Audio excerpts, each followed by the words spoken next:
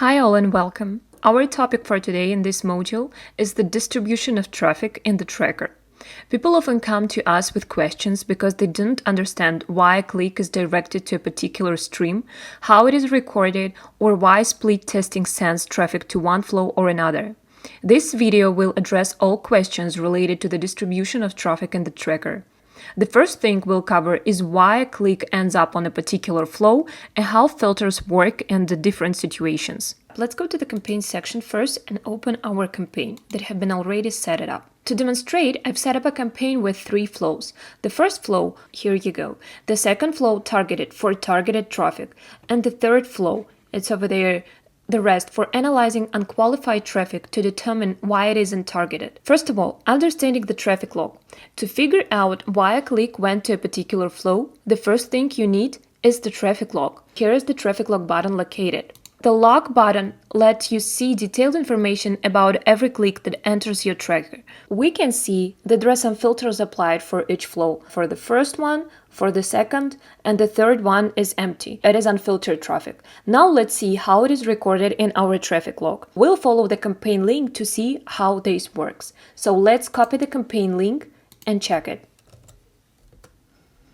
What are we seeing is the page for invalid traffic. Let's say you open your campaign link and see the page for invalid traffic. You might wonder why you are seeing this page. The answer lies in the traffic log. Let's get back to our tracker and open the traffic log. We're opening the traffic log. Don't forget to reload it. Alright, and we can see the actual click. The log shows the request link, the URL clicked over there. So you see requested, our campaign link. Check in the flow number 11.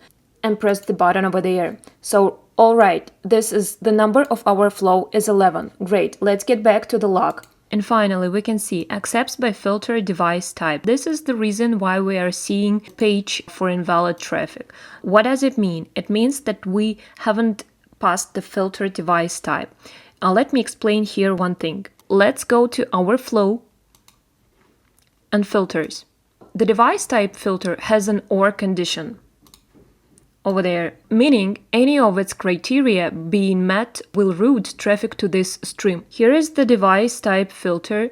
Accepted device type include TV, smart display, mobile phone, and desktop computer. Since I clicked from a laptop considered a desktop, the tracker determined the device type as desktop, and click was routed to this stream. So this is the main reason. Let's experiment by removing desktop from the device type filter. So we're removing the desktop computer, press the button apply, and save.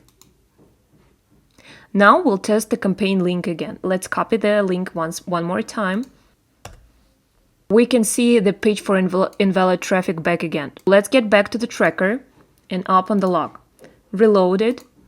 And what are we seeing here? Accepts by filter creative ID. Despite the adjustment, page for the invalid traffic still appears. But why? Checking the log reveals the click was accepted due to the creative ID filter. What does it mean the filter creative ID passed? The conditions for the click to reach the stream depend on whether the creative ID parameter contains either an empty value or an unprocessed macro. So let's review the campaign parameters. And here's the creative ID.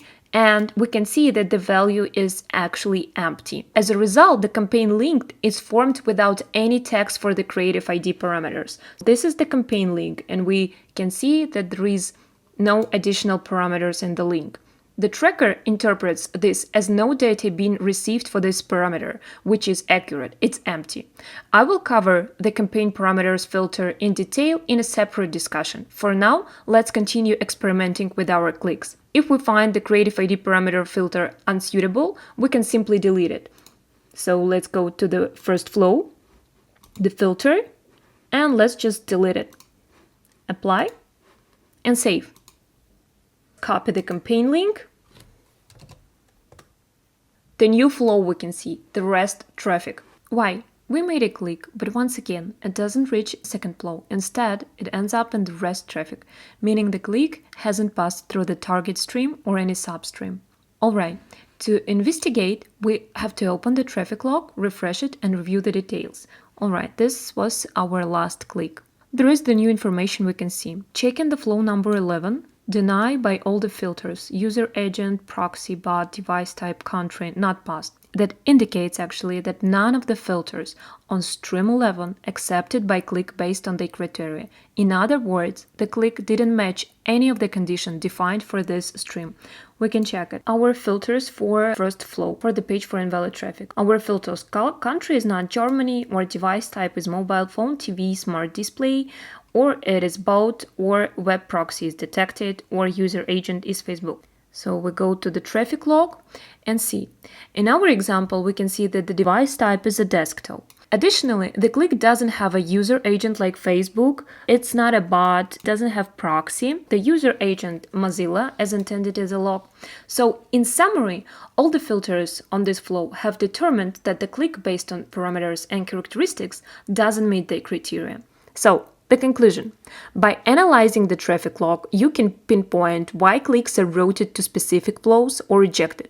The process allows you to adjust filters and optimize your traffic distribution effectively. Thank you for your attention and have a great day. See you soon.